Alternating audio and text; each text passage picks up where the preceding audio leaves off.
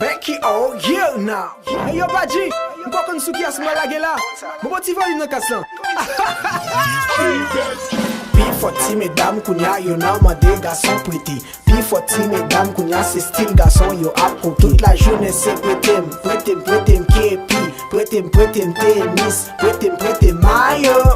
P40 mesdames kounya yo nan mande garçon prêté. P40 mesdames kounya c'est style garçon yo apprend toute la journée c'est prêtem képi, prêtem tennis, prêtem maillot. Getty mesdames Kounyo pa kan rat fini rat garçon. L'autre jour m'kwaze Nadine sakte sou li se yon kalson. E gen la pli pa la dan yo même gen style ke garçon. Messieurs yo kon serre bagay yo parce que yo konnen yo bien. Et puis mesdames yo entre nan chambre yo. J'ai yo nan tout ti coin. C'est ouais pour yo pa gen folie mésiré. Oh match, chasga janke pi ou nan fè mou bien ma prêté. Messieurs yo kon ba yo dandi.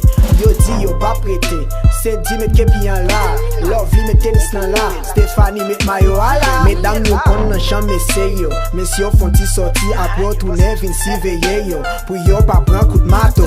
P40 mesdames kounya yo nan mande garçon prêté. P40 mesdames kounya c'est style garçon yo apprend toute la journée c'est prêtem képi, prêtem tennis, prêtem maillot. P40 mesdames kounya yo nan mande garçon prêté. P40 mesdames kounya c'est style garçon yo apprend toute la journée c'est prêtem képi, prêtem tennis, prêtem maillot. Gen qui connaît bien ak messieurs yo parce que yo besoin fresh. Là yo fin gale tête messieurs yo. Yo di m'passe choué, yo ti passe men nan tête. Mi se prend grien dan. Gen mec qui véatif qui pa nan grien dan pour pas prendre mauvais coup de mato.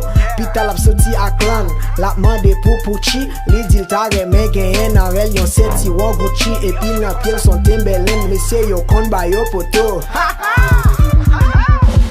Kote monsieur, gade ki jan Timberland.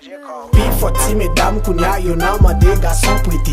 P40 mesdames kounya c'est style garçon yo apprend toute la journée c'est prêtem képi, prêtem tennis, prêtem maillot. P40 mesdames kounya yo nan mande garçon prêté. P40 mesdames kounya c'est style garçon yo apprend toute la journée c'est prêtem képi, prêtem tennis, prêtem maillot.